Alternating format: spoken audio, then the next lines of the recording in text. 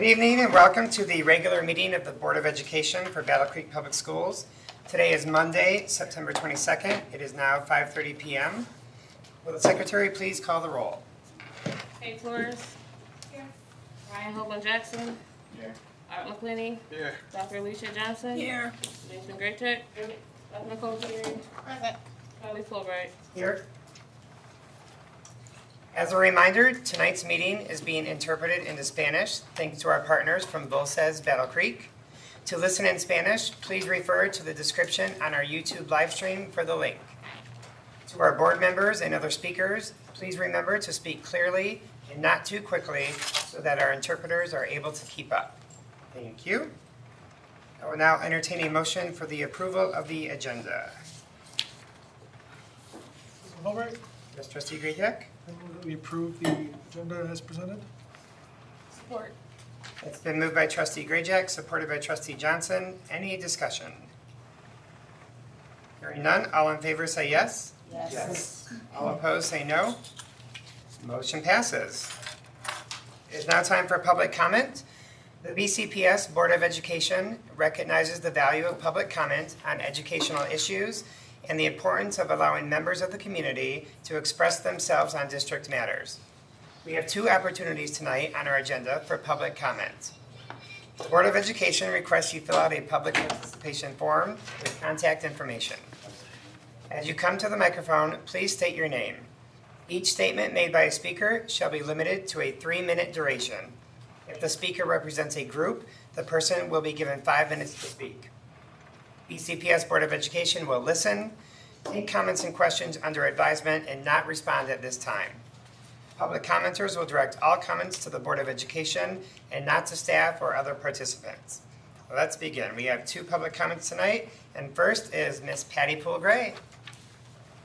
Good afternoon, everyone. I'm Patty Poole-Gray, and I am representing the Battle Creek Central High School Hall of Fame.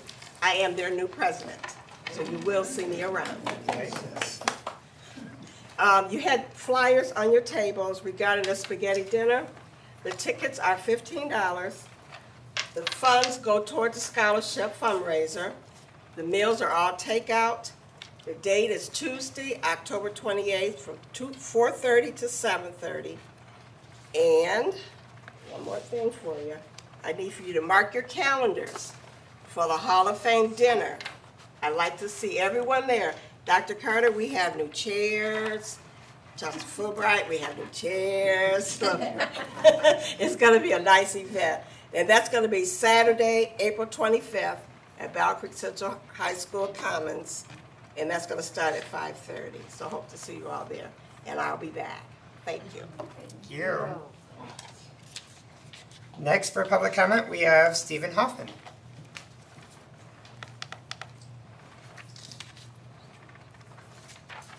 Good evening, members of the board, Superintendent Carter, and community members. My name is Stephen Hoffman. I'm a 6th and 7th grade math teacher at Northwestern Academy of Visual and Performing Arts. I'm speaking today as an individual based on my own experiences in my classroom. We all know that every child who walks into our classrooms deserves not just access to education, but access to attention. The research is clear. When class sizes are smaller, students learn more, achieve higher, and build stronger relationships with their teachers. But beyond the data, the truth is simple. Teachers can give more of themselves to each student when they're responsible for fewer students at a time. Right now, many of our classrooms are stretched too thin. Teachers are working tirelessly to meet a wide range of academic and social needs. This is not a reflection of a lack of effort, it's a reflection of limits. Our teacher contract stipulates that for middle school classrooms, reasonable effort shall be made to keep the maximum average class at 25 students. My current average class for 6th grade is 35 students, with the largest being 37 students. No matter how talented or dedicated one teacher cannot effectively differentiate instruction, build relationships, and provide meaningful feedback to that many students at once. The community of Battle Creek just spent north of $30 million to renovate Northwestern into the beautiful building it is today. But without proper support and staffing, a building is just a building. I know that resources are limited and that this request comes with challenges, but investing in smaller class sizes is not just an expense, it is an investment in our students, our teachers, and our community. If we want to retain great educators, if we want families to choose Battle Creek Public Schools, and if we want every student to thrive, then we must create learning environments that set them up for success. I urge you tonight to make this a priority in upcoming budget discussions, staffing plans, and ensure that every child in Battle Creek gets not just a seat in the classroom, but the attention, care, and instruction they truly deserve. Thank you for your time, your leadership, and your commitment to our students.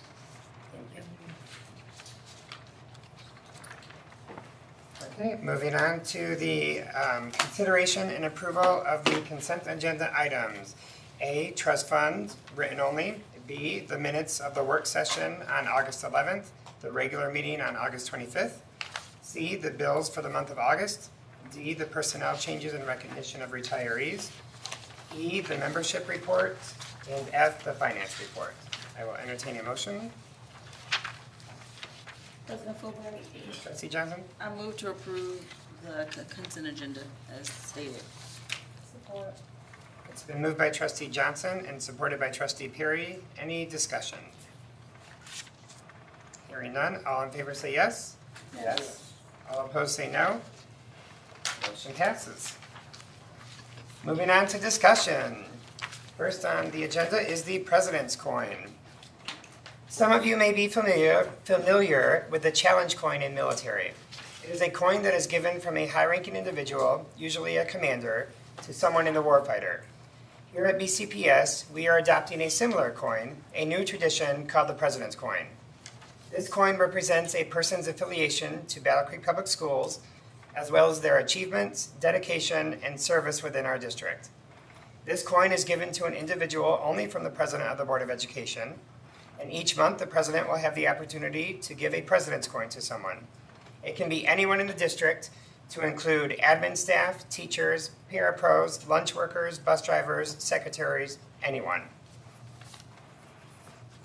This month's President's Coin is going to someone that makes me smile every time I see her.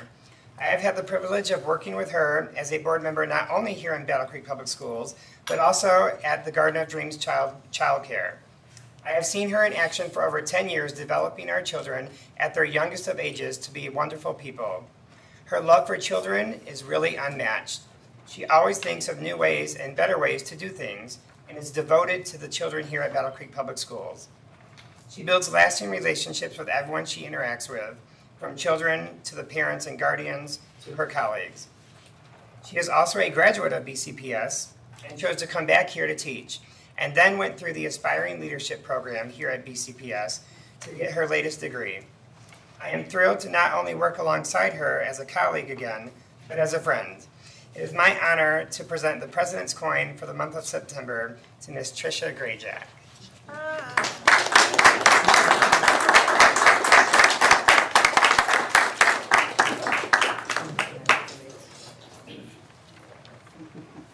I'm gonna kick more close to your queen. I didn't want her table in.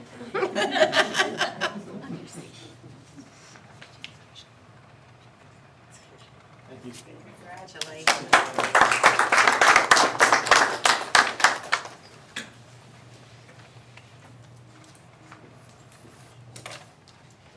Next on the agenda is the Whatever It Takes Award. Dr. Carter. Thank you.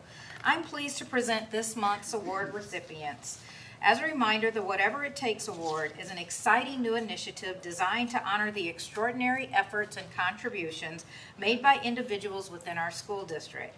This award celebrates those who consistently go above and beyond in their roles, embodying our mission and values through their dedication and impactful actions. Any employee within the school district can be nominated for this award. Individuals who have made significant positive impacts on students, colleagues, the district, or the community through their exceptional efforts and commitment. Staff complete the nomination form to recognize a colleague who exemplifies the spirit of whatever it takes. They provide detailed information and examples to support their nomination and how the nominee has made a difference. This month, I am pleased to present the September Whatever It Takes award winners. First up, it is my privilege to recognize Mrs. Jamisha Nordman as Whatever It Takes award recipient.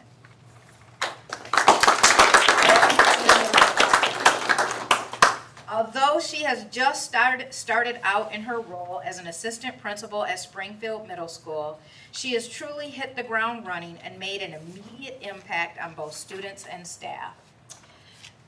The person who nominated her said that she has gone above and beyond by introducing a cell phone policy that clearly outlines expectations for students, ensuring consistency across the building. She also designed a structured plan for lunch supervision and expectations, organizing staff coverage and helping ensure all students are where they need to be. These efforts have already brought greater structure, accountability, and safety to the school environment. Through her creativity, proactive leadership, and strong commitment to both culture and climate, Ms. Norman is setting the tone for a positive and productive school community. Her willingness to dive right in and address needs with thoughtful solutions exemplifies the Whatever It Takes spirit. Please join me again in congratulating Mrs. Jamisha Nordman on this well-deserved recognition.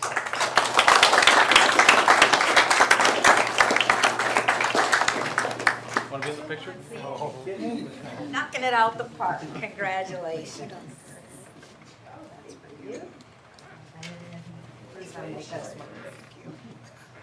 I'll let you take yours first. Go Bearcats. Go there.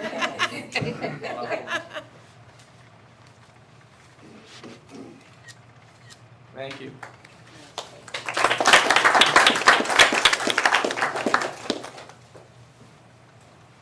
Next up. The next individual was nominated, and we are pleased to recognize him because he has proven himself to be an exceptional Bearcat coach, consistently stepping up to support both students and staff with dedication, compassion, and perseverance. He is proactive in building strong, positive relationships with students, checking in often to encourage them and address needs before they grow into challenges. His ability to connect with students has created a supportive environment where they feel seen, heard, and valued. His commitment was especially evident last year during a period of transition when he was the only behavior staff member at Fremont for nearly 2 weeks. Even under added pressure, he never once complained.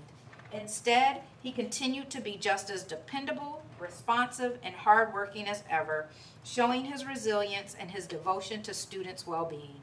His colleagues describe him as someone they deeply appreciate and admire, not only for his reliability, but also for the positivity he brings to the building each day. Zach embodies the Whatever It Takes spirit through his steady presence, willingness to go above and beyond, and unwavering focus on student success. Please join me in congratulating Mr. Zachariah Lothamer on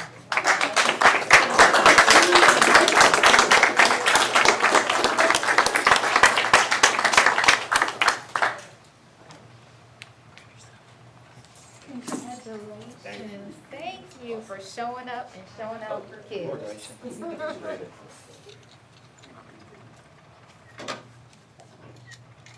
Thank you, congrats.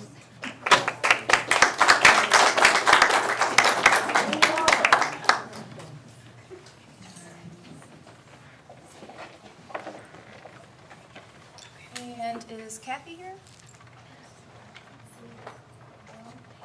Okay, we will celebrate Ms. Garneau next time. We want to make sure that she's here to receive her award. Thank you. Thank you. Moving on to C, Empowering Excellence. Carrie Briggs.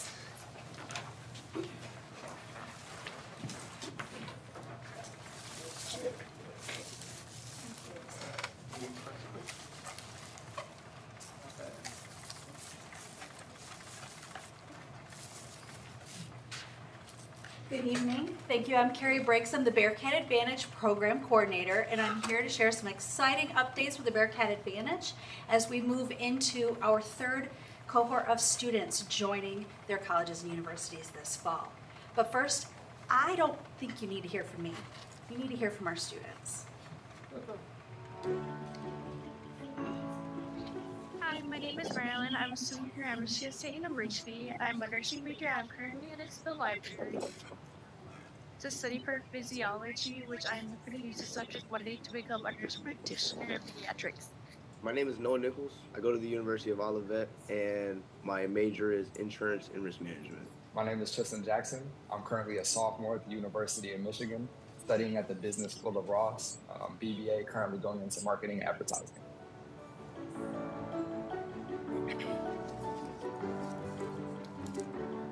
I got an opportunity with the Bearcat Advantage, so my main goal is to really be on the president's list every single semester. Receiving the Bearcat Advantage scholarship, I feel like to my family it really lifted a weight off their shoulders. Yeah, when I heard about the Bearcat Advantage scholarship, I was so happy to hear that, like, not only just for me, but everyone around me, they were going to be able to go to college and have their tuition paid for. That wasn't going to be something we had to worry about. I'm about to be the first person in my family in a very long time to graduate with a bachelor's degree. All the work you were putting in, all those years, and those 4 years of high school, I didn't really think it meant anything, but now that I'm in college, I'm like, oh, so that's a big blessing. If I were to tell anything to a senior right now, considering the Bearcat Advantage, I would tell them that it truly takes a weight off of your shoulders. College is really worth it. You can put yourself out there more and network with more people so you can have more opportunities. I'm proud to be a Bearcat Advantage scholar.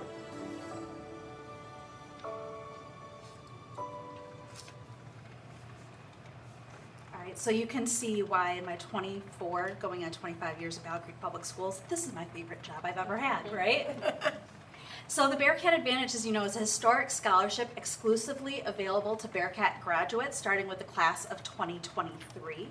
And we are very much focused on ensuring that we're removing those barriers to our students and helping them achieve success after high school. So with the Bearcat Advantage, our students are eligible for up to 100% of their college tuition at eligible four-year colleges and universities in Michigan. We also include top private colleges and universities through a partnership with Michigan Colleges Alliance, and also include historically black colleges and universities across the country. Students who are eligible just have to attend all 4 years of high school and graduate from Battle Creek Public Schools. They don't have to live within Battle Creek Public Schools even, just attend Battle Creek Public Schools, graduate a Bearcat. The longer a Bearcat is with us, the higher the scholarship amount they're eligible to receive.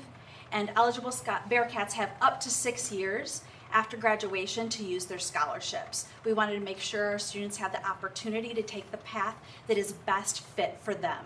So we have students who go to community college first and then transfer. Some students go into the workforce first, and they also could have the opportunity of perhaps a military enlistment. The variety is up to them. We want to make sure our students are supported in the choice that is best for them.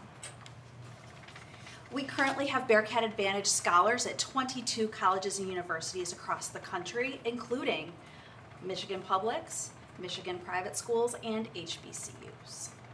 I know we see a lot of very familiar logos up there. We have, since its inception of May 23, students from our Bearcat community have received over $1 million in financial aid through the Bearcat Advantage. These are funds that families have not had to pay for their students' college tuition. The average semester award for a student has been $6,800. Students who are currently receiving the Bearcat Advantage at 65% eligibility, meaning they were with us for just all of high school, could receive up to about $51,000. And students who are at 100% eligibility currently receiving the scholarship could receive up to $78,000 towards their college education. And it actually is much higher than this with our partnerships with Michigan Colleges Alliance. We have some students at the 100% eligibility who could receive up to $250,000 in financial aid because of the Bearcat Advantage. And the reason I keep saying current recipients is because we all know by the time first graders get there, it's going to be way more than this, right? The Bearcat Advantage is built to grow with the costs of college. We have 113 students from the classes of 23, 24, and 25 receiving the Bearcat Advantage this fall. So I have a little update on our accepted and enrollment. One thing I'm very excited to report, because this is a question I know that came up earlier in our conversations, is with the class of 23, we have 25 students enrolled this fall, which is up from 23 last year. We have students who started at community college or started at an out-of-state college that was ineligible for the Bearcat Advantage who are now taking advantage of the scholarship. With the class of 24, we again have 29 students returning this fall, and with the class of 25, we have 59 students joining college ranks this fall. So it's our largest group so far. And you know, I have conversations with every single one of our recipients, and I know some people are curious about the difference between accepted and enrolled in the fall, or accepted, enrolled in the fall, and then who follows up the year after. And there are a lot of variations. Quite honestly, several of the students who accept, and just so you know, acceptance happens in April. They accept in April. In September, a lot of them have chosen to start at KCC instead.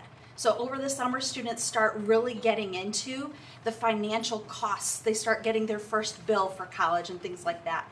And some students do realize the best path for them might be to start at KCC, use their legacy scholarship, and then transfer to a four-year college or university later on. Some students also determine that maybe they're going to go to trade school instead. Or a life situation might change. So we had one student who moved out of state to help a sick family member. So there are a lot of situations that are perfectly acceptable, normal, reasonable life situations that change it, right?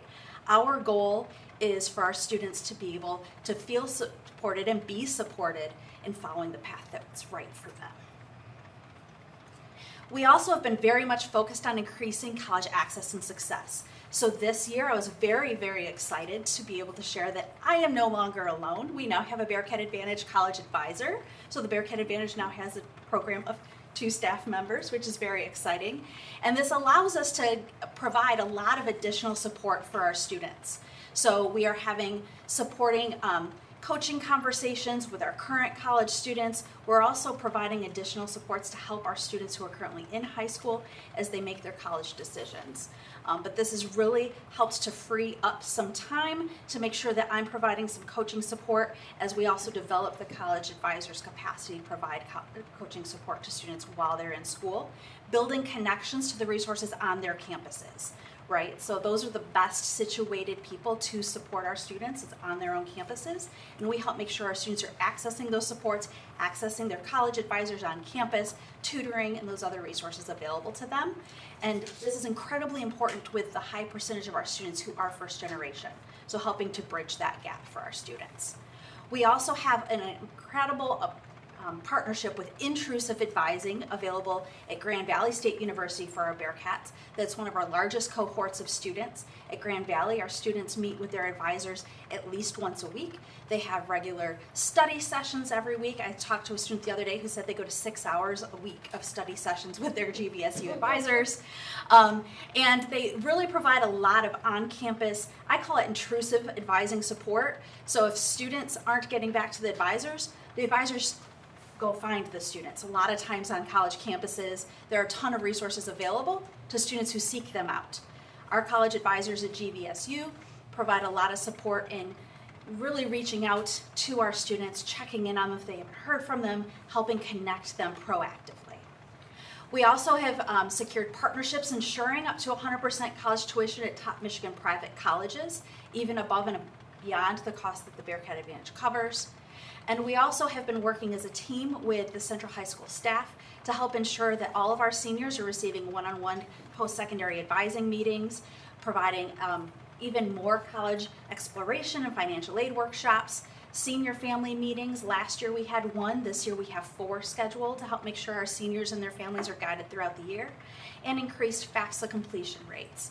The free application for federal student aid, or FAFSA, is one of the top indicators of whether or not students will be moving on to post-secondary education after high school.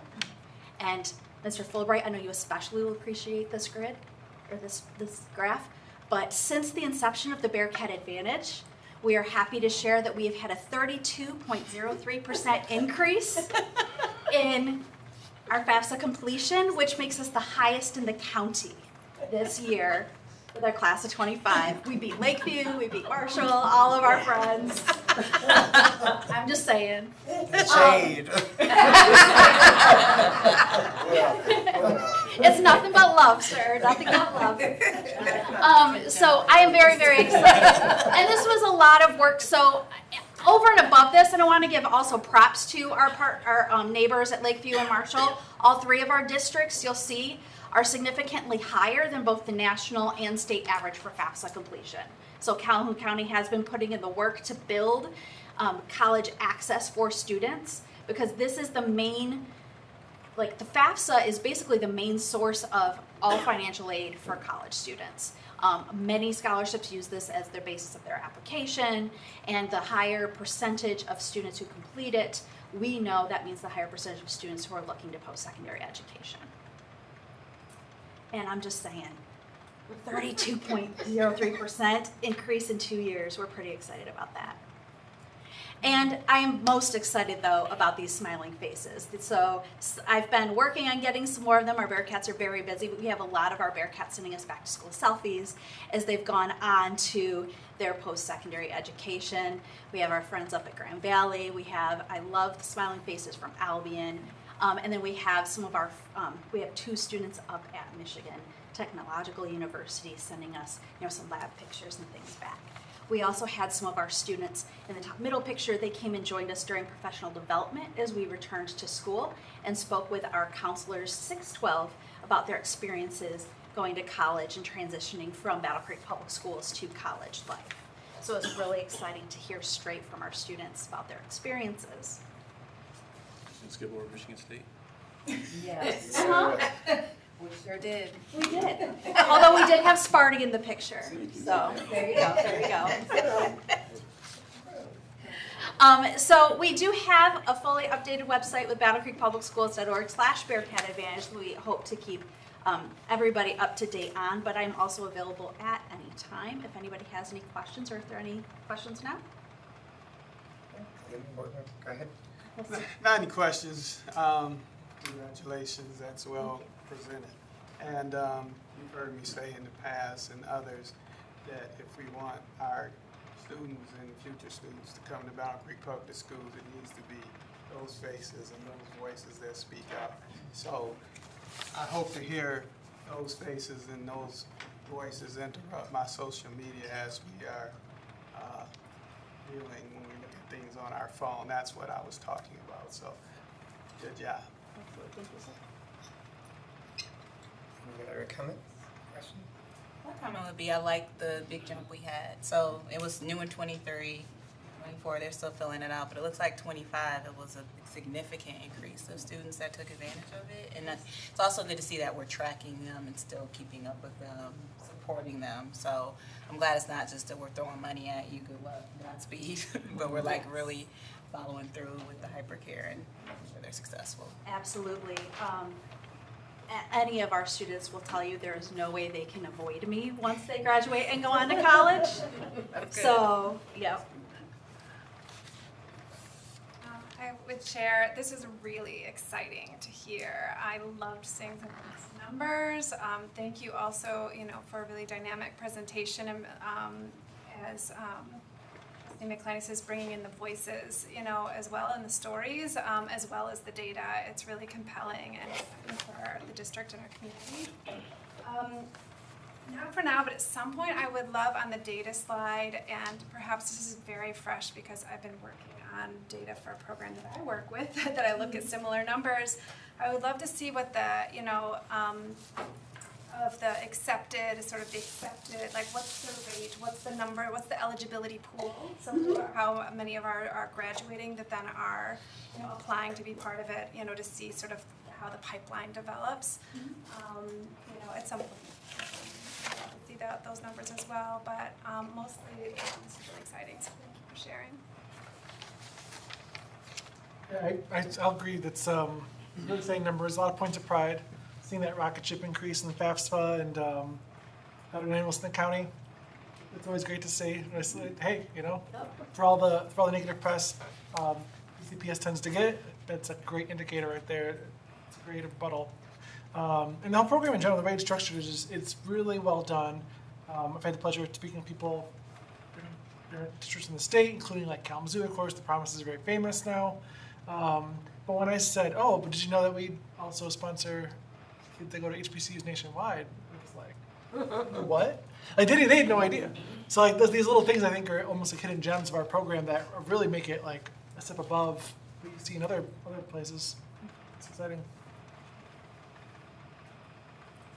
Any other comments, questions? Thank you so much. Moving on to D, Serial City Science Update. Herb Hayden. And I'm tag teaming with Ms. Buren St.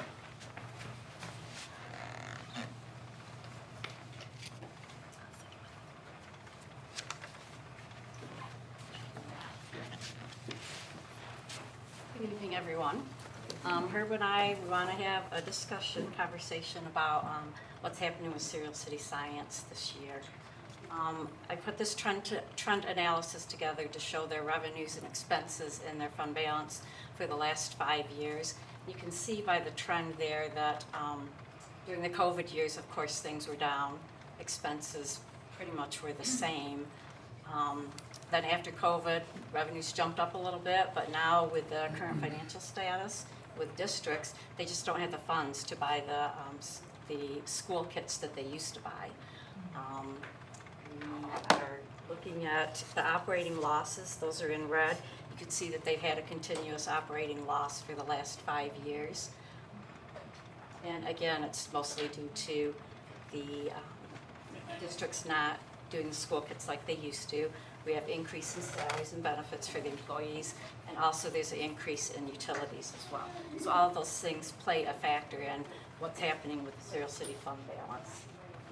In the past, the Serial City fund balance used to be about $2 million, around there, but as the years have gone by, based on the revenue and expenses, that fund balance is decreasing significantly. I know Herb is going to talk about some different things that we're going to look at doing in the future to help mitigate some of that. This is a certain trend that is definitely a concern to the Serial City Science active and productive for us.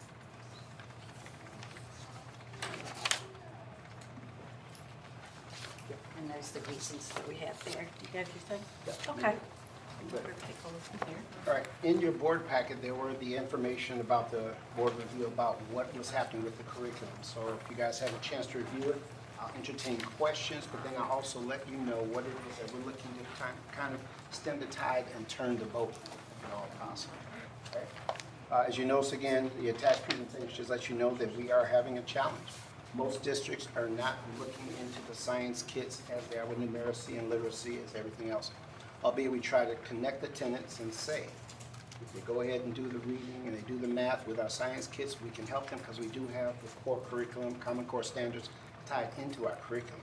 However, right now, money is the thing. It's all about money, and it's not too much we can do.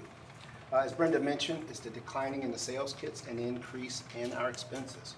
Our salaries have gone up, the bennies have gone up, and that is what has really just caused the imbalance there. So moving forward, what I'm looking to do as any good fiscal steward, if you go to about the path forward, I'm going to take I've been taking a very serious look at what we need to do. And sometimes hard times call for hard decisions to be made. And within our next board meeting, I will present those to the board and let you know what those decisions are. But on the good side, what we're looking to do, because there's a question presented about upgrades, what are we doing to bring this up? Over the last year, I did have my curriculum team bring in BCPS teachers and surrounding other teachers to say, open our kits up, tell us what they look like. Tell us what you like about them, what you don't look like. I may have referenced it before. How many of you guys have been to Claire's? You know Claire's menu? They say our kits are as dense as Claire's menu. So what we want to do is reduce that, so we are looking to make those lighter because because teachers will say, I'm a new teacher in a classroom. Not only do I have these things I have to do as well as I want to teach science, but when I open up this kit and I have to do all this for a 30 or 40 minute lesson prior to it, they just close the kit up and push it back. We understood it, we heard that, so we had to do a redevelopment on that. We're also looking into doing a pre-K curriculum called Einstein. So we're looking to do something where we can offer that to the littles so they can have something to do with some science as well, but that's definitely going to take a little bit of time. We're also looking into the homeschool market, because there are a number of homeschools that are interested. So we do want to look, see if we can't tap into a homeschool market.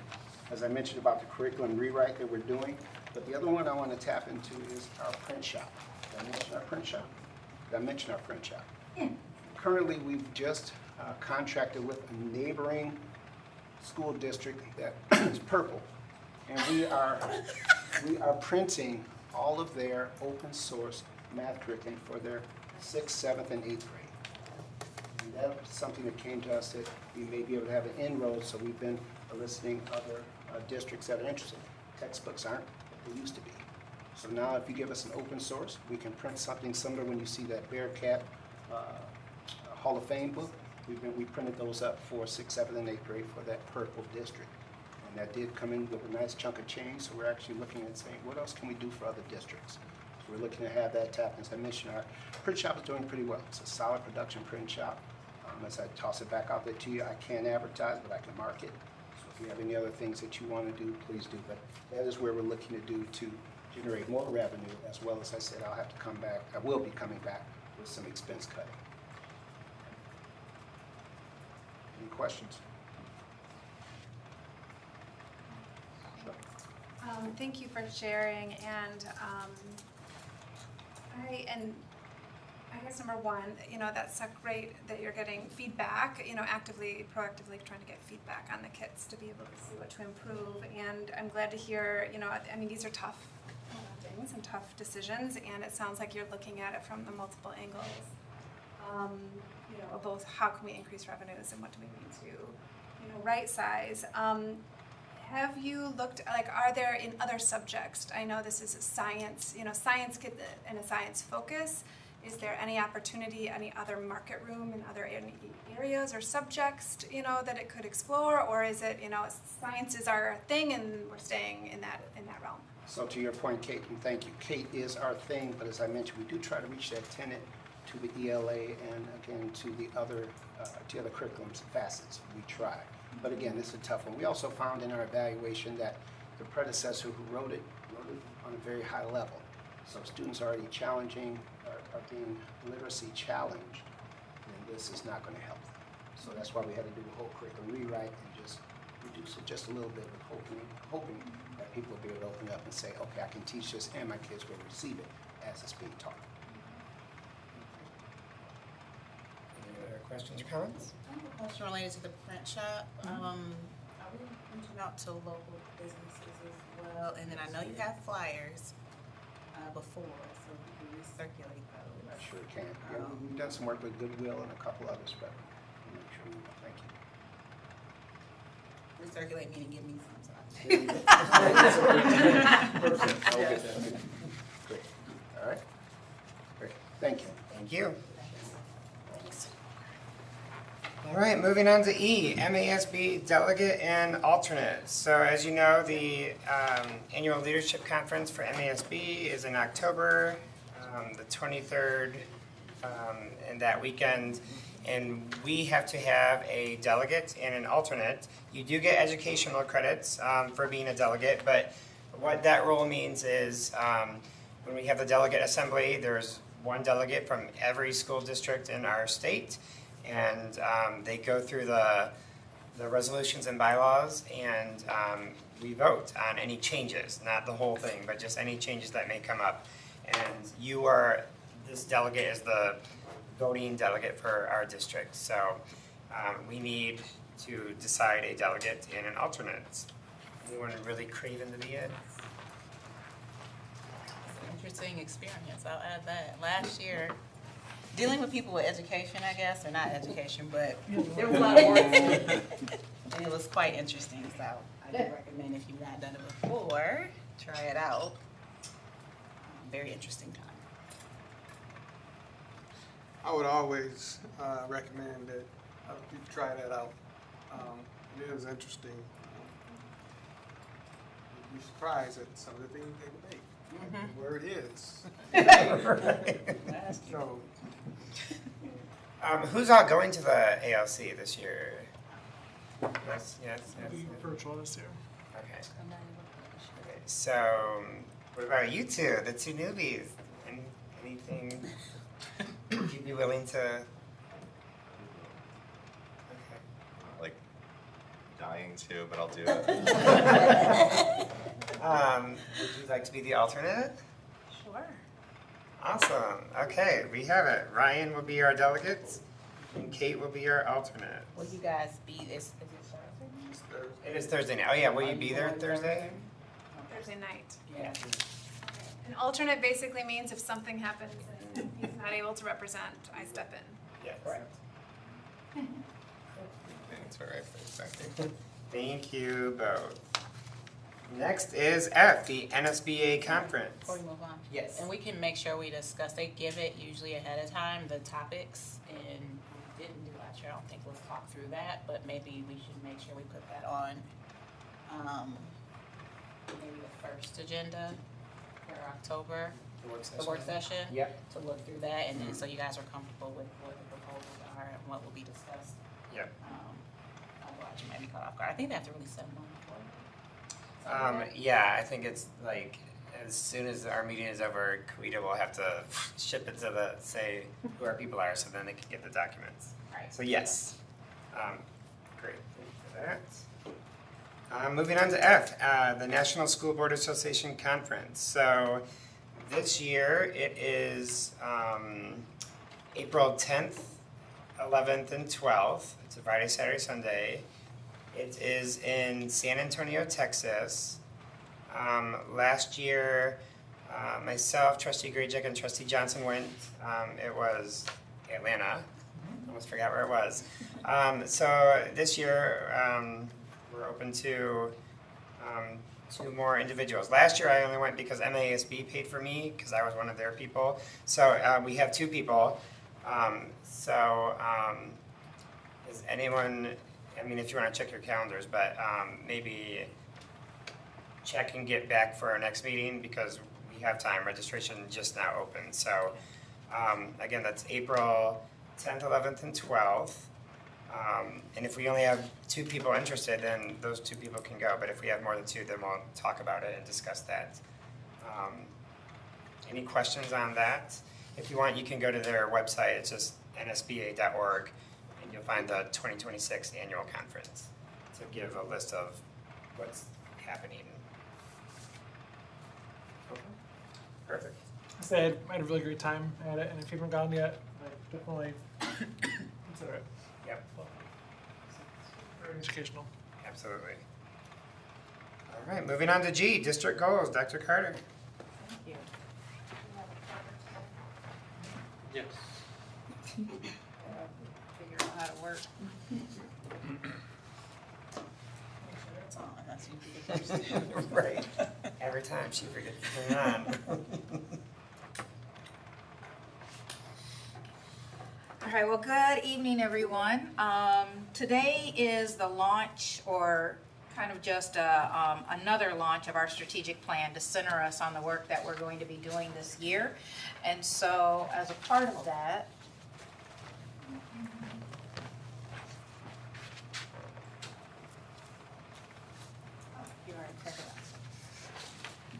all right, so we launched in 2015 a strategic plan that was aimed at creating better outcomes for the students that we serve in Battle Creek Public Schools.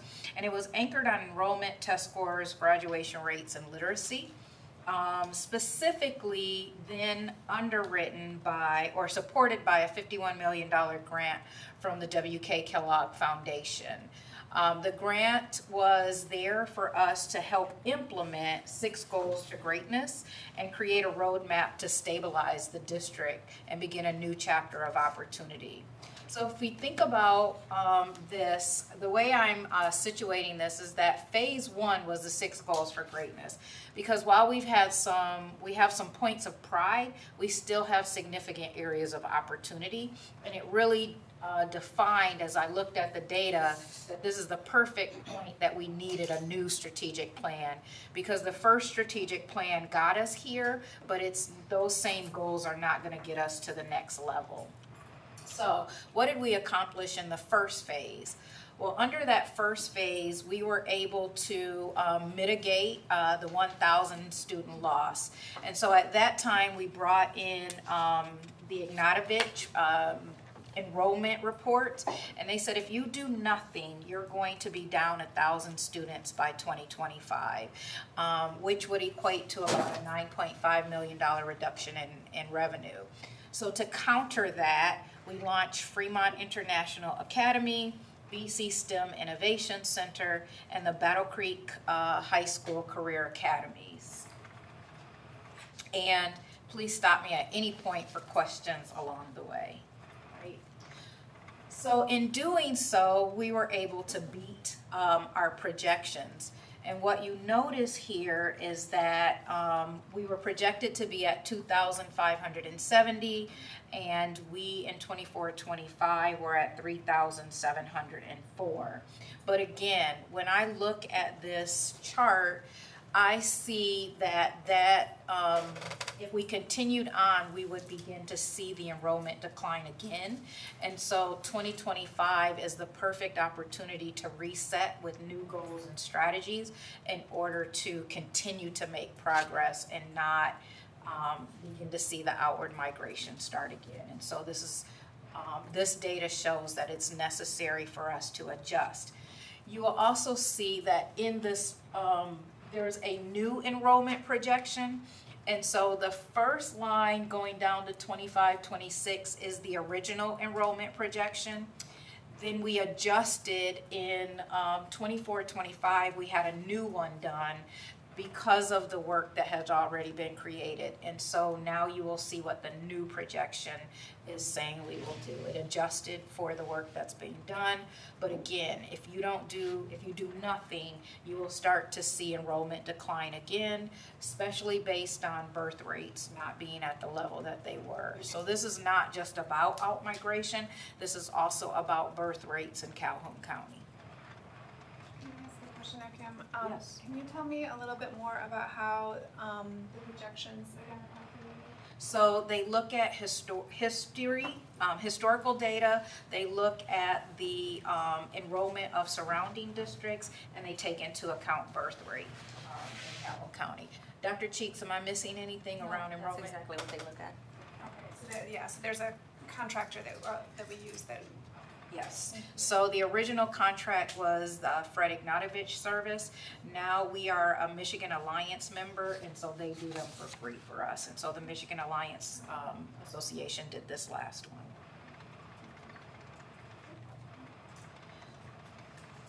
So part of phase one was also investing in student well-being. And so because we know that basic needs are so important, under our first phase, we were able to place a full-time nurse in every school and a behavior interventionist in every school so that we would create a system of wraparound supports and universal support systems for both the medical and the behavioral emotional care for our students. We also successfully raised teacher pay. And so that in the 23-24, under our original strategic plan, our pay rose to $50,000, which is well above Michigan's average starting wage of $39,000. So that's a promising practice. We also were able, under the old plan, to improve teacher stability, improving our retention rate from 76% to 88%. And we had a very specific charge from the Board of Education to improve the diversity of our teaching practice. And so we were successful in increasing teachers of color, in diversifying our staff and improving the percentage from 7% to 16%. Again, more work to be done in that area, but positive growth. One of the things that has been celebrated nationally for Battle Creek Public Schools is improving our early literacy and kindergarten readiness. And so over the course of our transformation, we've improved kindergarten readiness from 15% to 47.3%, which really talks about our investment in early childhood and stronger alignment with our community partners. So if they're ready, then we could get them further.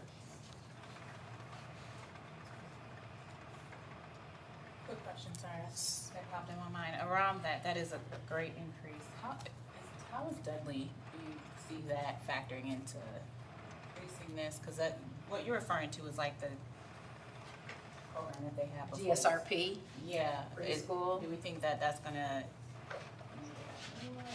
I do. I believe that by having students as early as 6 weeks, we're creating earlier connections with families, which would then give us gateway to more resources and support for early literacy skills. So that is part of this strategy as well. The earlier we have connections with families, the greater or the stronger their connection to the school district. Can I add something to that question? I think, so the kindergarten summer program, so KSP, which Tricia spearheaded for a long time now, she's at Dudley obviously, that was a big factor into contributing to the kindergarten's readiness. So just wanted to add that part. Yes, ma'am. That program's active still. And it's still active. Yep. I just wanted the name of it. It was KSP. Yep. Thank you. No, I just, it was one of my notes how impressive that jump is, and so I appreciate showing that. Gives us context when we talk about reading. Where we started, sometimes, we're not where we want to be, Sure. but sometimes it's important to remember where we started because the growth is happening. We just need to get transformational outcomes, right? And so that's the same here. It's like we forgot in our district that we started at 7%. And so when you see a number like 18%, it looks really low. But understanding that when we started the transformation, our ELA proficiency was at 7.8%. And in 2025, we were able to hit 18.6%, which is a double, and it's still not enough. Right? So we want to acknowledge that progress is happening, but we need a new plan to actually close the gap between Battle Creek Public Schools and the state. And that's our overall goal. Do we have any ability, so we have the jump in kindergarten readiness, so that should start, we would think, trickling into making ELA proficiency better because you're not starting just off completely behind. Do we have any idea when or if we'll start seeing that come through, or is it too difficult to even draw that connection? It is not too difficult to draw the connection. We see it. So it started pre-K. We saw K jump. Our first grade is solid, and we're starting to see it in second, but we're not seeing it in third, fourth, and fifth. And so this new strategic plan kind of gets a laser-like focus on third grade because something's happening that it's not transferring to those grades. And we see that in our data.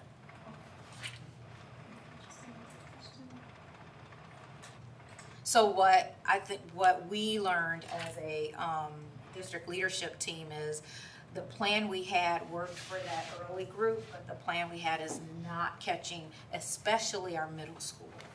And so we needed some new strategies in that space. So we were also able to strengthen our financial stability, and so we were at 8.7% in our fund balance, and by 2024 we've grown to 30% fund balance. This is why we're not concerned immediately about a government shutdown. This is why fund balances are important. This is why when we are in negotiations and we're talking about this is not a savings account that you should actually tap into, it's more about a healthy a financial stability account that allows for when disruptions are happening for us to continue to pay payroll. And so at the end, if you go back to our last year's audit, it said that because of this fund balance, we have a cash flow of 15 weeks. And so the last piece of the transformation that you've already heard about is the Bearcat Advantage. And we are just really celebrating that 113 of our students are in college, and many of our students are not just starting, they're also completing. And that's our overall goal. And so we want to adjust with a phase 2 strategic plan called Every Student, Every Dream, Every Day, because it's not enough to have 18% of our students proficient in literacy. and similarly, the same percentages in math. And so we are implementing a new strategic plan that's going to focus on positive school experiences, building foundations and achieving excellence, grade level mastery for all, career, college, and community ready. Those are the 4 big buckets of our new strategic plan. And how and what will we accomplish? And so by 2031, we're going to decrease our percent of students chronically absent and increase the percent of students that have a sense of belonging. And we are measuring that by a survey that Michigan does called My Student Voice. So we hear directly from students. One question. Do we know where we're starting at? Yes. So in the strategic plan, and I'm gonna grab one. It might be in the PDF, but they also got the report. If they go to Oh, this one doesn't have, this is not an internal plan. Do I have that? So Yes, you have the internal. So this is external that doesn't have all that, but the internal plan, if you go to the back, it actually has starting metrics. So for example, for positive school experience, our goal is to hit 53.7% by the end of the year. And so that means that that's where we're starting. Or we are starting a little bit lower than that. Is that correct, Mitch?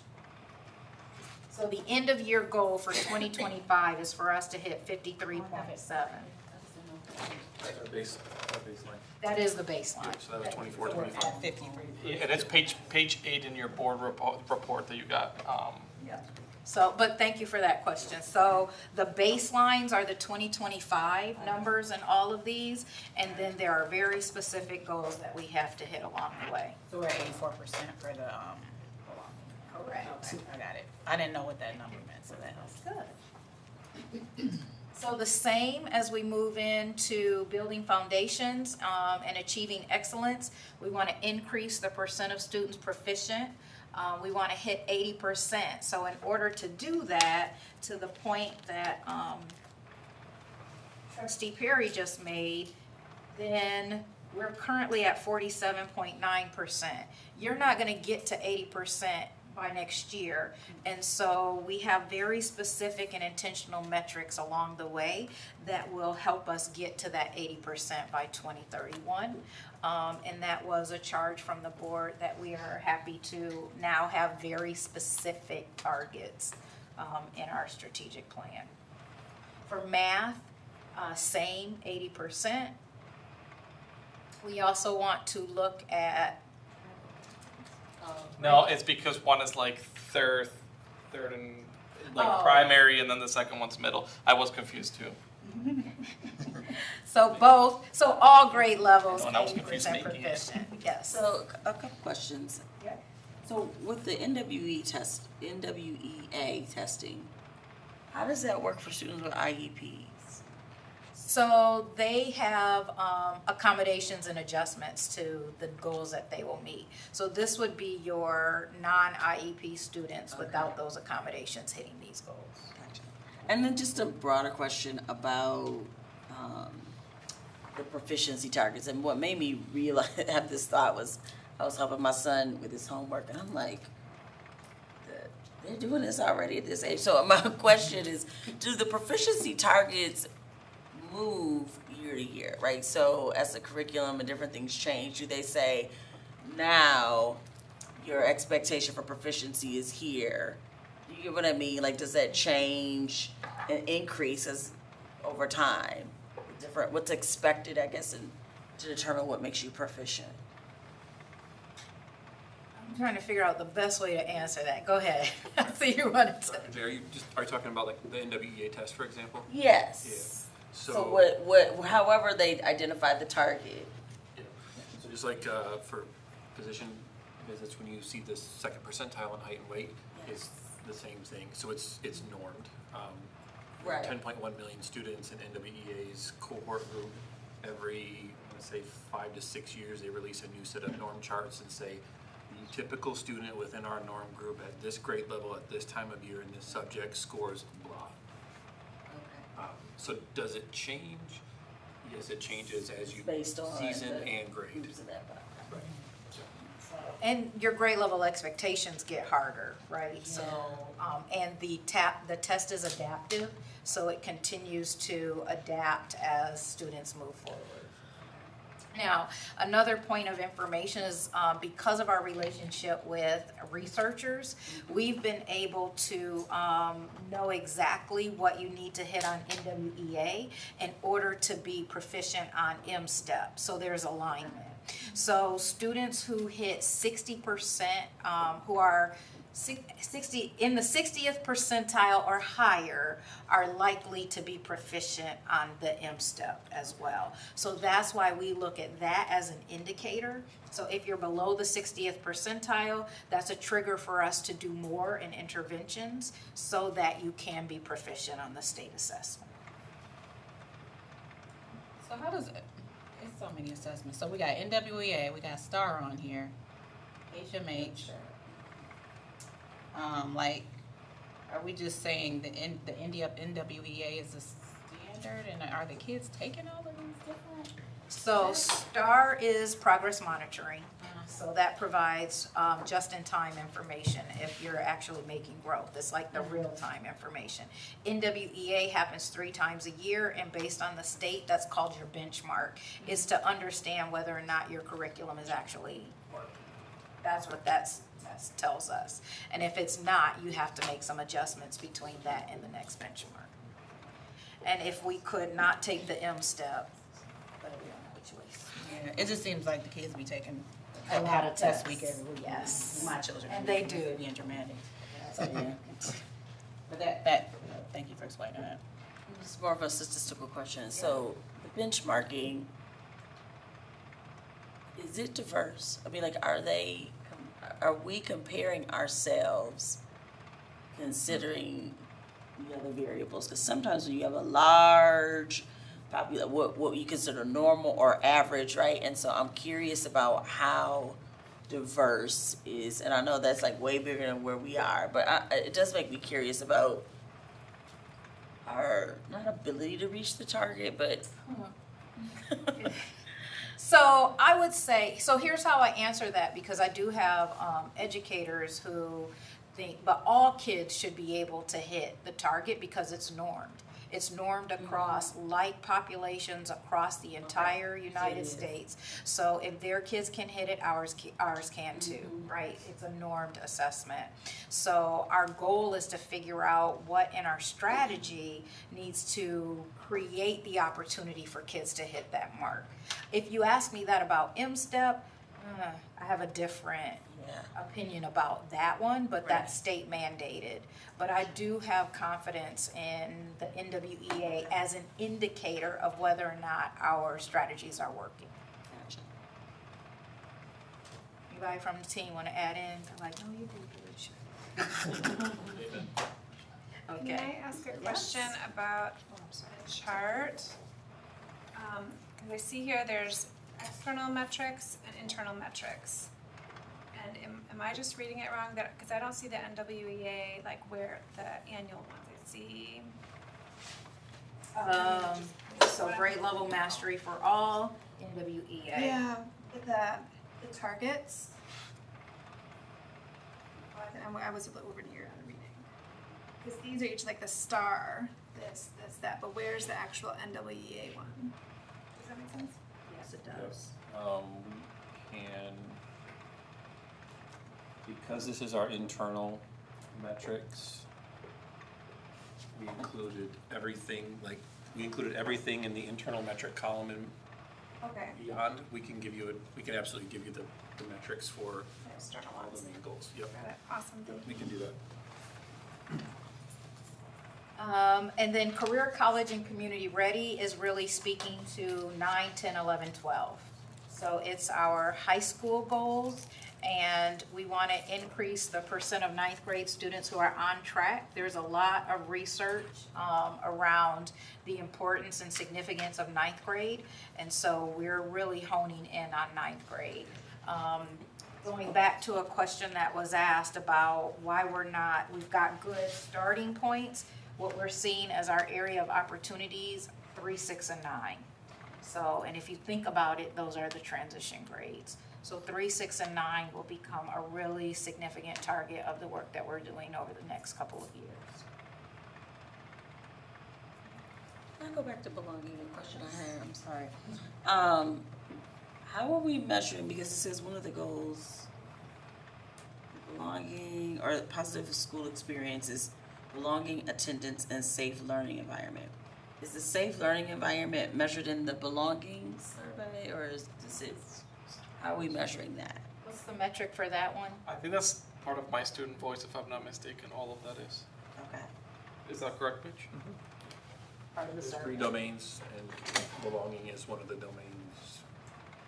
Safety is another domain. Yeah, classroom environment, school environment.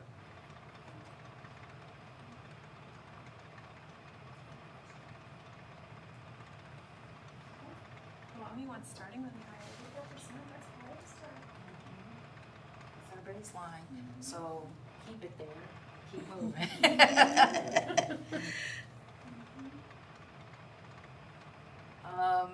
So our goal is every student graduates with skill, knowledge, and confidence to thrive.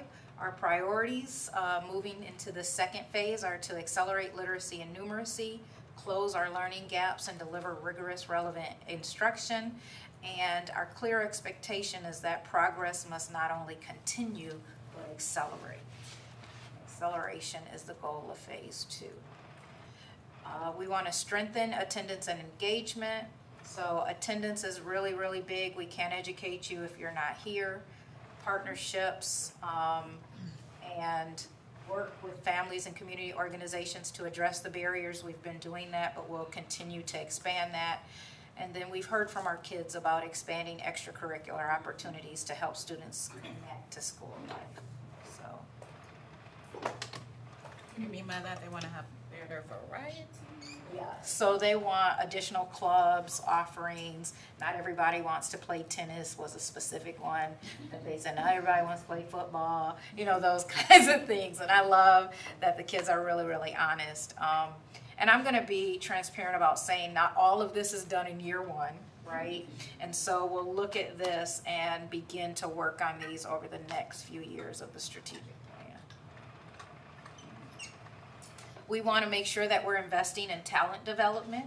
So we're going to prioritize our leadership development and growth opportunities, providing robust coaching, professional learning, and career pathways, and then attracting and retaining high-quality, equity-minded educators.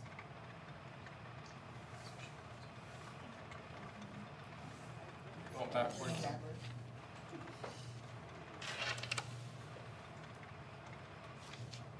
We're going to expand those opportunities for students, so strengthen our college and career programs and pathways, grow arts and innovation opportunities, and expand the Bearcat Advantage to ensure futures of choice and purpose. How are we tracking pathways? So like, great that we had the Advantage presentation today, but do we have tracking of like what people go into trade schools or right into careers or anything like that? Do we track that? Yes, and actually that was in a presentation that we provided. I can circle back and make sure that's in board notes, but we actually do track who went to a 4-year community college, trade school, military. Dr. Perry, just one quick question. Are you referring also to like having contact with those students after they've graduated and they're like in the trade force? Is that also what you're referring, or just the data from where are they going after? Yeah. I think the only challenge that I will say with people that are going into career is that connection. Sometimes after they leave high school and they go into the trade, it's like, unless you know them, it's difficult to have that connection, but that's certainly something that we can explore. I just don't know that I can promise you that we can get association. That doesn't necessarily have to be something the school tracks, but you would think an alumni association would be trying to grab your folks and track them that way. That's true. So another area of focus is a culture of accountability and possibility. And so we want to celebrate progress while recognizing the work ahead, act with determination to meet the rising challenges, and uphold the charge of every student, every dream, every day. Questions? I do. I'm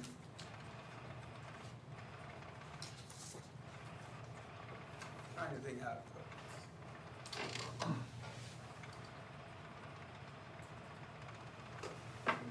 So if you go back to getting kids to attend school and so forth and so on, and achieve everything we want to achieve.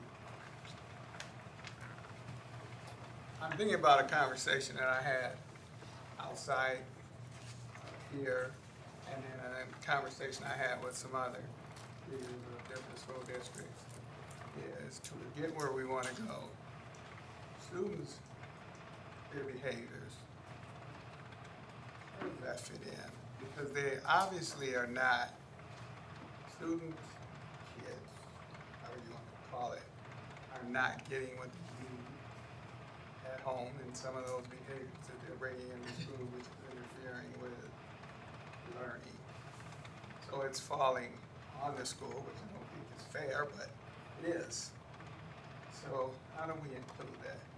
Where do we see that in? So that is under the positive school experience section of this strategic plan and developing wraparound supports for students. So that's why Bearcat Health is so important to us, having those community organizations meeting with us to try to eliminate the access. But mental health and behavioral health is through the roof right now, but also we have limited access to providers is another issue that we're running into right now. So it's a struggle, but we're not giving up, and we're going to continue to have a seat at the table to ask the community to tap in. But what I am hearing is that even our community partners are struggling with recruitment and retention and meeting the need, the increased need. That was part of the conversation I had with different individuals. I think that's going to also go to why school funding is so important, right? And so our school funding budget is, we have at-risk dollars, and the at-risk dollars is what we use to pay for our social workers in schools. And the need is there, so we've got to have increased resources, not decreased. Touching on something, I thought you were going on the same path I am. I think mine goes a little different. The attendance, absenteeism piece. So great to have the supports, but if they're not at school, they're not experiencing them. And this isn't necessarily something for the school to solve, but how do we leverage parent groups to help other parents be engaged? Because I see these newsletters from principals that are constantly like begging you to be engaged in your kid's life, right? If you're not reading it, you're not gonna do it. So the best person to maybe help that is another peer versus the school thing. It's not as if the police not going out there, it's just not being recognized. So yes, great to have community partners, but is there activation that we can push to parent groups, PTOs, PTAs, to drive that engagement and help drive that value for other parents? Thank you, and I want to raise up for Dr. Cheeks that part of this conversation that came up earlier in our agenda setting meeting is to have family and community engagement present next month around what is their strategy, what are the strategies that we're already trying to engage both families and for parents and community. So we want to have a presentation on that because there is a lot of work happening, and give space for supporting us with other ideas coming in. Yeah, so with that, I had made a note about the last page. We have a call to the community, and it says the phase calls for continued courage, persistence, and unity. And I would love for us to be more actionable in our call to action to community. that we do need courage, persistence, and unity, but we need more than that. Right? Like, we need you to do more than feel this with us. Like, we need a stronger, and I think we can get real with families. Like, this is the challenge we're facing, and we need help and ideas and some culture shaping in our communities and helping out other parents and mentorship. Like, we need a lot more than that. So I would love for us to think about how we can have an actionable call to action to community. Ms. Smith, do you know what the first Key Communicators meeting is? I can tell you. Look that up, because I'd love to get that to our trustees. We'll say that. October 6th. October 6th. And so that's open to families and community members, both parents and community members. If you yourself would invite people to come to that, because that's where we are talking about what's working, what's not working, and trying to hear from them what they can do to help. So it's weird. So I'm on the board, and I don't know why I keep missing these. I don't see enough. I guess I don't see it somewhere, right? So like, how do we make sure we know about it? Like, is that like the robocalls? I listen to all of those. Maybe we use the robocalls to let people know about these meetings. Add it to the principal. I don't think the board members are on the group list that Maria has. Key communicators. For key communicators specifically, but we can talk about that. But even as a parent, though, right? I should get it. So it initially started as not broadly put out there, but you bringing people to the meeting. I think we're transitioning now, and I'm asking for your suggestions around that, to it being just an open parent. So it really started around those who wanted to actually be part of the change and actually come in and do work, not just come hear from the superintendent, right? So what I've been thinking about is whether or not we just say key communicators are meeting on October 6th. It's open, come in and help. My only concern with that is we're inviting people to come to stuff all the time, they don't come. So, like, just like these board meetings, we're like, yeah, come to the board meeting. Nobody's coming to the board meeting. Like, so is there a way, and again, this isn't necessarily answered now, do we need to go where people are? Is there some other event or way to reach out? Maybe folks will just want to do something with the short attention span people have. I don't know what it is, but I don't think a meeting is necessarily going to be the answer. But no harm in saying, yep, come to it. It's one of the things. It's an option. And then let's think about what are some other vehicles for getting to families. So the other thing is I have asked to get the PTO, PTA dates, and I will go to those to hear from people as well, be a guest at those. So that's another strategy we're going to employ this year. And I think that this will be part of the overall report from FACE, which is Family and Community Engagement. And then let's see where the holes are. What are some other things? Dr. Cheeks? We also have the platform of Power Parents that meets at the district level, and all parents are invited there, and then your lead parents come to that meeting as well, so they have taken the charge to be the ones who communicate broadly for their respective buildings. So that might be another vessel. And again, I think you're going to put all that together in an overview so we can see here are the communication vehicles we're trying, and then allow space for the board to say, well, maybe we should try this as well. Give us some feedback on how that's working. Yeah, and I wanted to, so I work really closely with Maria, and so I will talk to her on Wednesday. We meet every Wednesday about how we are communicating this information to parents and just making sure that we're either alternating or what that cadence is. I know earlier last year we did send out the Power Families form, and I thought the response for that was pretty decent because I came to a couple of them and it was very engaging. Parents were very engaged. It was a very diverse group of parents, but just I guess maybe keeping the pulse on letting people know this happened today at the Power Families meeting, right? And just highlighting that to keep, so I will connect with Maria. I just wanted to give you guys that quick update. And what resonates with me in that conversation is really explaining the difference between Power Parents, which is like the district PTA, and Key Communicators, which is really about getting information to key stakeholders in the district, in the community, so that they can tell the story about Greek Public Schools. So two different things, but let's have an overview in October. I just wanted to say I appreciate you taking that a step further. I was trying to be nice about it, but sometimes I'm not so nice. So I appreciate this conversation. It's just that, as you all know, I've been here a while, and we keep talking about your parents' engagement. 15 years for me, 16, parents still ain't engaged. And so, this is great. We've had these plans, but until, that's why I say the kids aren't getting what they're getting at home. Let's fall back up on the school. Until we figure out some way, it's been 50 years, to get parents involved. Maybe some drastic steps. I'll just take it down in the dirt.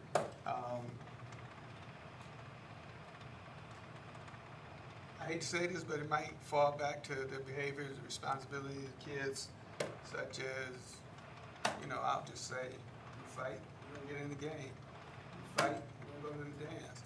When your parents show up,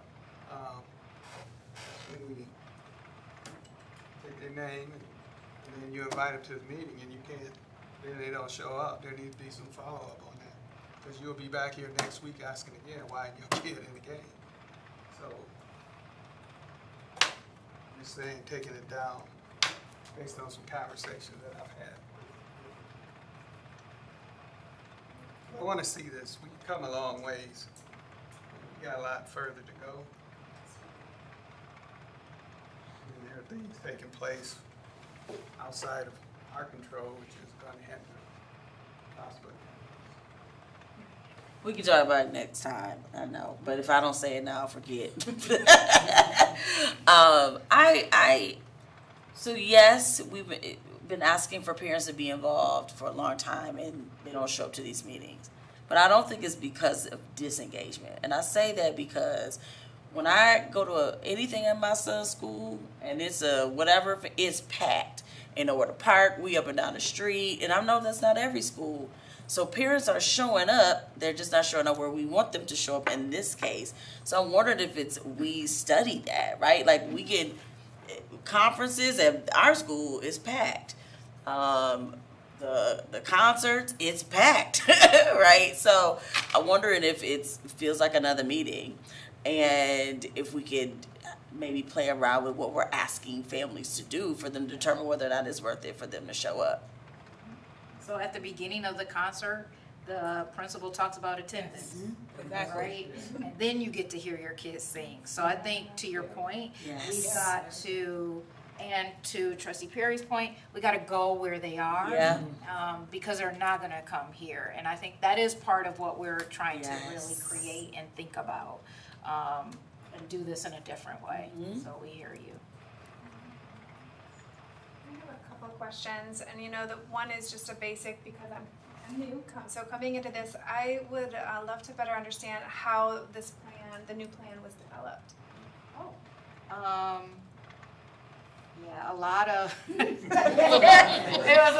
was like, how do I synthesize it? Okay. However, I will say over probably 72 hours of various committees, including parents, board members, staff, students even. We had a room full of students that actually informed this plan. So it was all stakeholder ground up.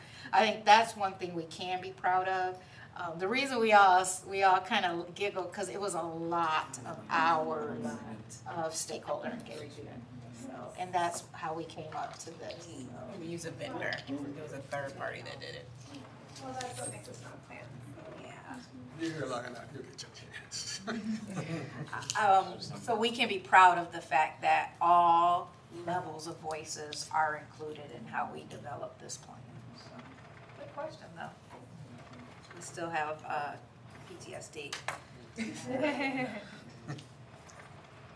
I will add to your point about the engagement piece.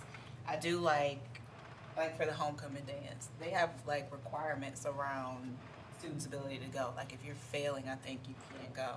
So I think that even changes like the safety element of it, because you have folks who are really invested in attending the school consistently at that event. So there are little changes like that happen, but to your point, how do we expand that out and hold those that way. Another question. Because I'm thinking about some of the things you talked about, especially like the transition grades, 3rd, 6th, 9th, for example, being challenges points. Like, how do we know or get to better understand what are the, like, what's going on? Like, what are the root issues? You know, so then we know exactly, like, know what are the things that have to be changed or targeted. For us, we look at data every Monday to understand. So what we know is going on in those grade levels are higher absenteeism rates, higher turnover for staff. We look at suspensions and office discipline referrals. And then the other thing that we look at is achievement. Now the cause of that, we're still trying to unpack through observations and evaluations of what's happening. But we feel like if we center in on those 3 grade levels and spend time, so we're out in the field spending time in that we'd have a better understanding of the why behind that. So that's sort of built into this process. Yes. Yes. All right, great conversation, everybody. We're not done yet. Oh. Did you? Okay, so another 10 more minutes. No. Reports and recommendations. A, BCAMSC cooling equipment. Josh Bowman. Come on, man. Oh, it's cooling equipment, right? Yeah. I got the wrong recommendation if it's cleaning equipment. Okay, good evening. Do you want to use mine? You said you don't have the right recommendation? No, I do. I thought he said cleaning for some reason. In the spring of '24, as we began having additional issues with the existing cooling system at the Math Science Center, we engaged our engineer, C2AE, to assist in developing a plan for its replacement. The plan would provide us with a long-term solution, along with anticipated costs to complete the replacement of the existing malfunctioning equipment. Following the presentation of the costs associated with this long-term solution, we quickly realized that we'd have to endure the struggle with the current equipment until we could ensure that funding was available for the long-term fix. Unfortunately, the most recent catastrophic failure forced us to pivot and develop a short-term plan while we continued to get funding in order for the long-term solution. This plan consists of replacing all of the compressors within a single condenser unit on the roof. While this does sacrifice our redundancy, typically built within a system, it allows us to ensure that we have one complete condenser that is fully functional while we work towards the long-term solution. It is recommended that the board approve Hunter Prell in the amount of $71,313 to purchase and install new equipment to ensure functional operation of the existing cooling system within the BCAMSC. Any questions or comments for Mr. Bowman? Thank you so much. Moving on to public comment. Is there any public comment? Thank you. New business, BCAMSC cooling equipment replacement. I will entertain a motion. President Fulbright? Yes, Trustee Perry? I move that we approve the amount of $71,313 coming from the sinking fund source to replace the Battle Creek area math science and cooling equipment.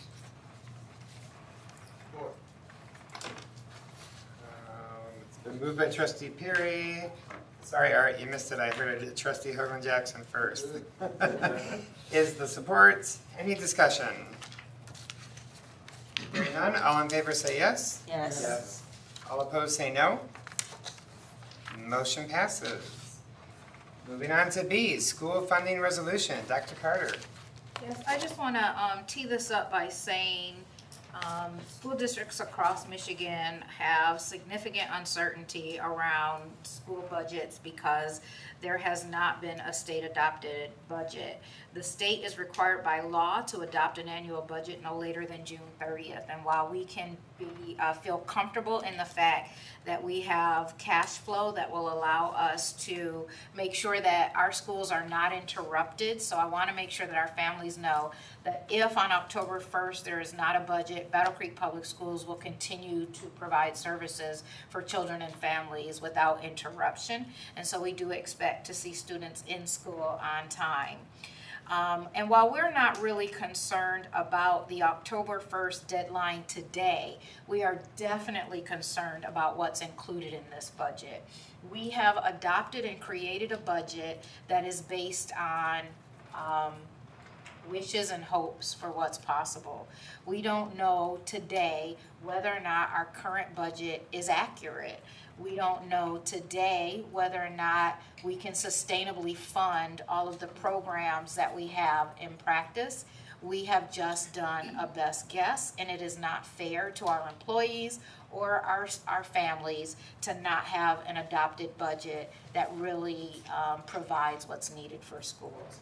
So with that, we present a resolution for adoption for this board regarding the lack of a state budget and the misaligned budget deadlines. And who would like to, thank you, Dr. Carter. Would anyone like to read this resolution for the public that we are about to adopt? If not, I will. Okay. Whereas the Battle Creek Public School District Board of Education, along with school districts across the state of Michigan, is required by law to adopt an annual budget no later than June 30th. And whereas the state of Michigan's fiscal year begins on October 1st, with a statutory deadline of September 30th to adopt its own budget. And whereas the absence of a finalized state budget prior to the June 30 deadline for local school districts forces districts to adopt budgets based on assumptions and incomplete information. And whereas this year, Battle Creek Public Schools, along with districts across Michigan, are being forced to start the 2025-2026 school year without a state budget in place, creating unacceptable uncertainty in funding. And whereas this uncertainty jeopardizes the ability of Battle Creek Public Schools to plan responsibly for staffing, programs, student services, and operational needs. And whereas the continued misalignment between the state of Michigan's budget process and the mandated school budget deadline creates unnecessary instability for the school community. And whereas the governor has placed a public priority of infrastructure projects such as repairing roads, while the operation of Michigan's public schools, institutions that serve the most vulnerable citizens of the state and prepare the next generation, should be the highest priority. Therefore, be it resolved, the Battle Creek Public School Board of Education expresses its deep concern and frustration with the state of Michigan's failure to provide school aid funding information in advance of the mandated deadline. And be it further resolved that the Battle Creek Public School Board of Education calls on the remaining 704 Michigan public school districts to pass similar resolutions demanding a more appropriate alignment of fiscal years, in addition to immediate action in passing a state budget prior to the September 30 deadline. And be it further resolved, the Battle Creek Public School Board of Education urges the Michigan Legislature and Governor to take immediate action to adopt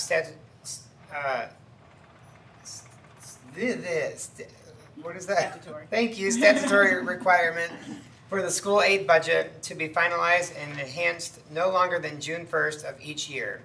And be it further resolved that copies of the resolution shall be transmitted to the Governor of Michigan, the Speaker of the Michigan House of Representatives, the Majority Leader of the Michigan Senate, local representatives, the Michigan Department of Education, and the Michigan Association of School Boards, Michigan Association of Superintendents and Administrators, Calhoun County Board of Commissioners, and the Calhoun County Immediate School District. Thank you. Ugh, that was a lot. So yeah, we will be, can we do a roll call vote, please, on adopting that resolution that I will not read again? Absolutely, sorry, yes. Any discussion?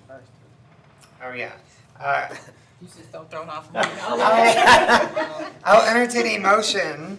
Fulbright. Yes, Trustee Johnson. I move to approve the school funding resolution. Any support? Support. It's been moved by Trustee Johnson, supported by Trustee Grayjack. Any discussion?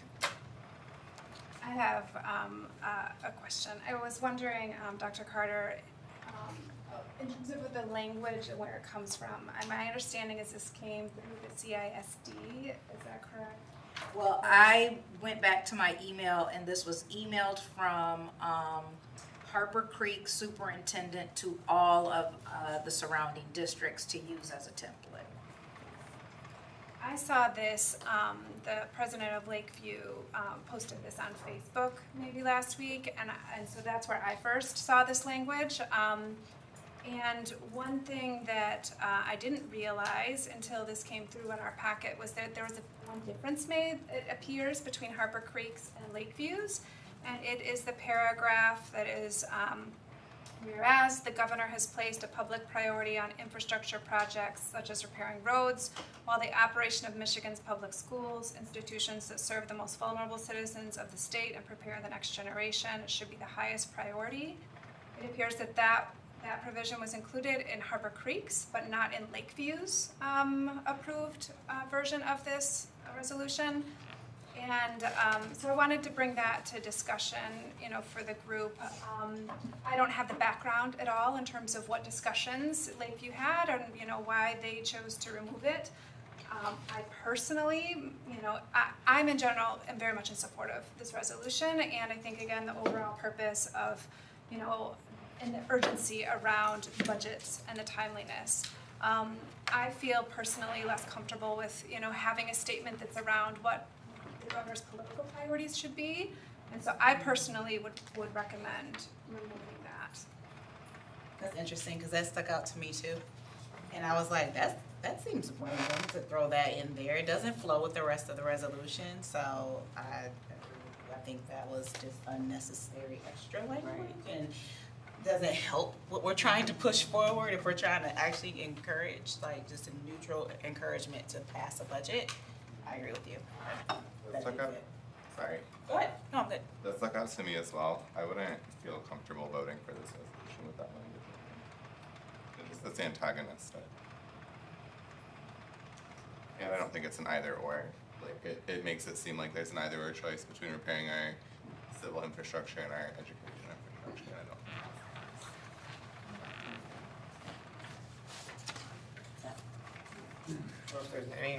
Oh, go ahead. I was just gonna. I'll just say I motion to strike the paragraph in question.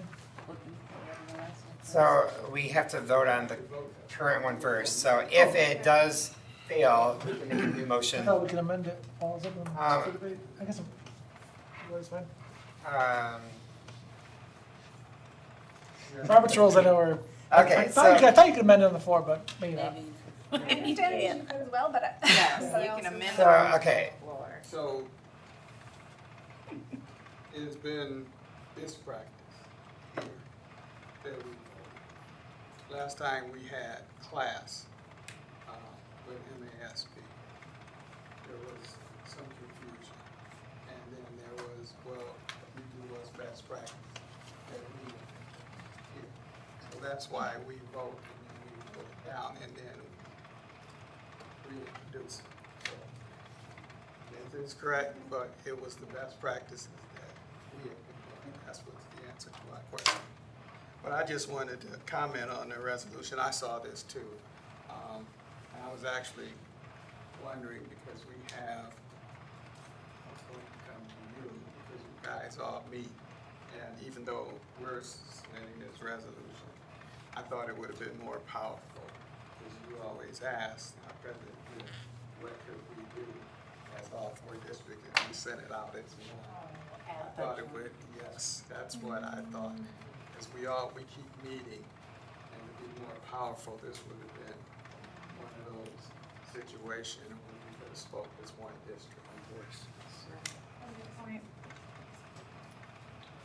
So I love that idea actually, except for we have us in Lakeview who are removing this, Harper Creek who's leaving this in. I don't know what Penfield's doing.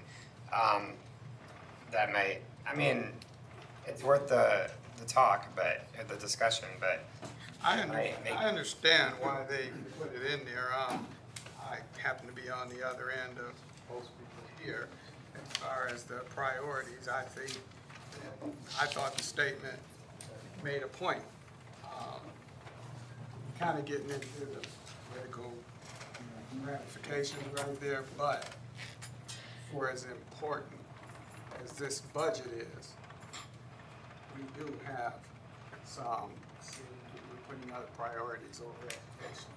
That's why I thought, well, I kind of like it in there, but I also, again, like the idea of this is one of those times where we could have spoke as one district, one area.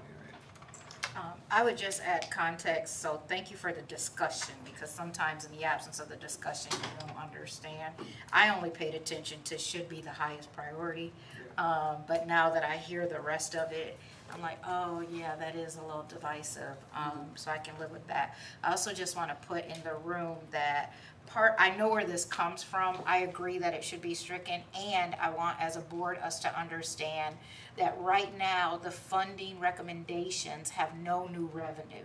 That's what this is really talking about. And so if you're going to do that investment without getting new revenue, then you absolutely are going to have to take the money from somewhere, which is schools. And this was trying to address the point that in the absence of creating new revenue, you are going to have a detriment to schools. And so I want to make sure that that's clear in our position, not necessarily the way it's written here. Does that make sense? Yeah, and I would just say strike out the governor has placed a public priority on infrastructure projects such as repairing roads. So like from whereas to while, and have it just read, and I make this motion on it, but whereas the operation of Michigan's public schools, institutions that serve the most vulnerable citizens of the state and prepare the next generation should be the highest priority. We don't need to add the commentary around whose priorities or what.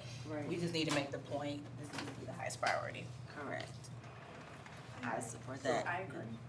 Because really, what's implied there, we just need to know, we need all of them. Right? Right? So that last paragraph, insert, right? But everybody. We don't need to focus on that. I forgot to say, I was going to say, so. It's late. I would say we vote, I forget the procedure, and we wrote this down, and then we make a motion, insert that language, discuss it after we vote this down, which is proper. So I would call for the vote. Okay. Ms. Smith, can we do a roll call vote, please? Brian Hogan Jackson, No. Dr. Alicia Johnson, No. Nathan Gerchuk, No. Kate Flores, Dr. Nicole Perry, No. Art McClinney, No. Charlie Fulbright. No. Okay, this motion has been stricken down. Do I hear a new motion? I, President Fulbright. Yes, Trustee Perry. I was just about to go right into the motion. Madam Vice President. Sorry. I move that we adopt the resolution with the following amendment to change the paragraph, the last paragraph on page 1 to read, whereas the operation of Michigan's public schools, institutions that serve the most vulnerable citizens of the state and prepare the next generation should be the highest priority. To be clear, we're striking the language, the governor has placed a public priority on infrastructure projects such as repairing the roads, but everything else will remain intact. Support. It's been moved by Trustee Perry, supported by Trustee Johnson. Any discussion? I like that language. That's my 2 cents. Anything else? Okay, can we do a roll call vote, please?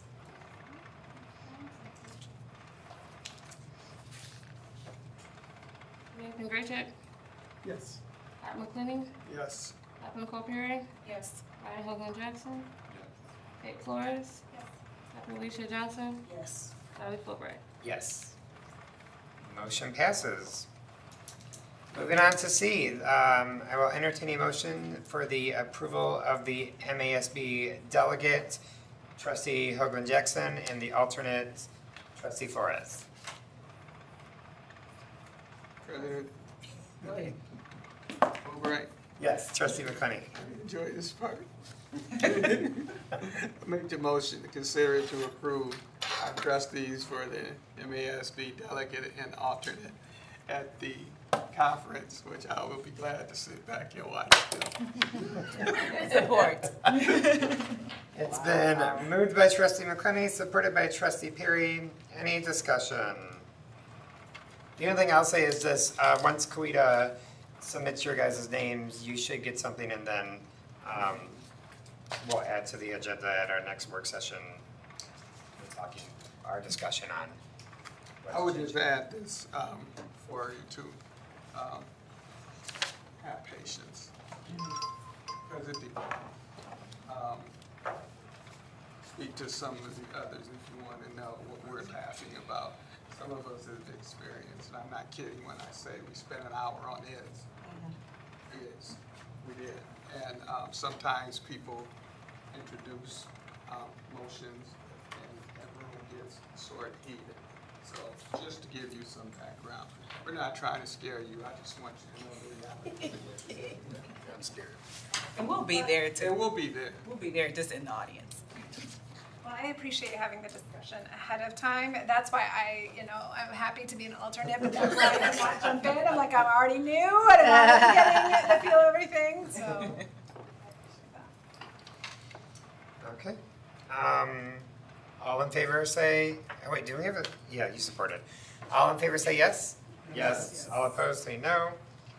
Motion passes. Superintendent comments. Thank you to our community and staff for making this year's homecoming parade and tailgate such a special celebration. The team outdid themselves. I was not there to put it all together, but I absolutely had the benefit of celebrating with individuals, and it was packed, and it just was a wonderful opportunity. Preschool spots are still available at the new Dudley Early Learning Center, and so we encourage families to tour the building and enroll. And a reminder for all of our students and families that strong attendance is the key to long-term success. So please make it a priority to keep your students on track by ensuring that they miss no more than 5 school days in the entire school year. Thank you. Thank you. Board member comments. Trustee McClenny. Yes, I just also wanted to say to our community, thank you for coming out to support the homecoming and the parade. To the ladies in the slingshot group, thank you very much. They did offer an apology because 2 did not show up. They actually showed up later. Just so you know, the car, the slingshot you were supposed to drive in, couldn't find his keys. But they are glad to help out, and to the Corvette Club, glad they showed up this year. To our public, as far as the budget, I will encourage you all to get on the phone, emails, whatever it takes to encourage our legislators to get their acts together. I'm gonna be nice. That's all I'm gonna say about that.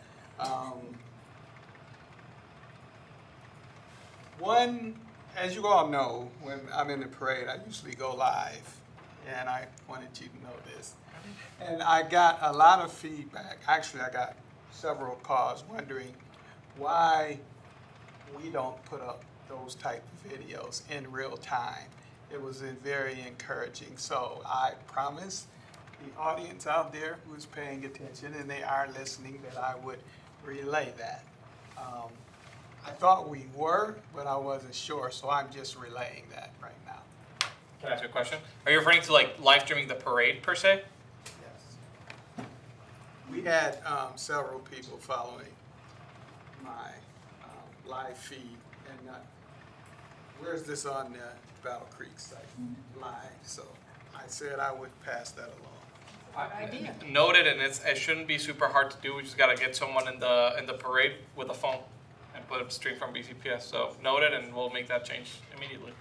They need a massive following like trustee McClenny. I know. Right. We can do it, but we can collaborate. So the thing is, like, we can collaborate with his stream, and so then it helps us get some of his people to come follow us.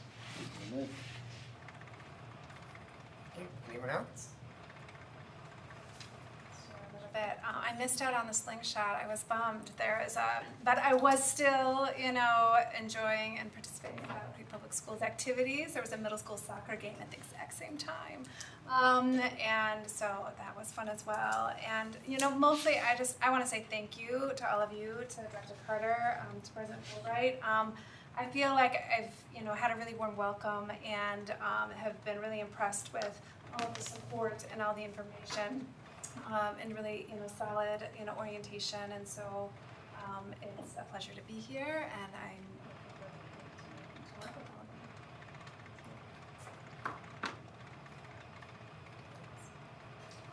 you. I would say the homecoming parade was great, took great, well attended, and also I'm looking forward to the joint board meeting next week. And you're probably going to say it, but You stole my thunder. no, you can still talk about it more than I can. But I'm looking forward to it. Yeah, over there. So I will just say I also had a blast at the homecoming parade. Last year I couldn't go, so this year I was proud to be a Bearcat.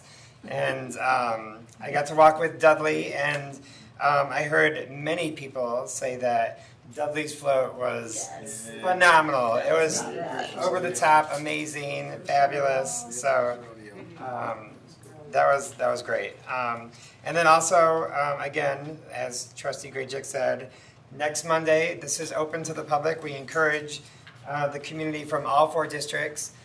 Next Monday at Harper Creek High School at 6:15 is our joint board meeting. Lakeview, Harper Creek, Penfield, and Battle Creek Public Schools will be there. The topic is AI. We're having a speaker come from the Calhoun County Immediate School District speak to us on AI topic. So public is welcome. We encourage everyone to come.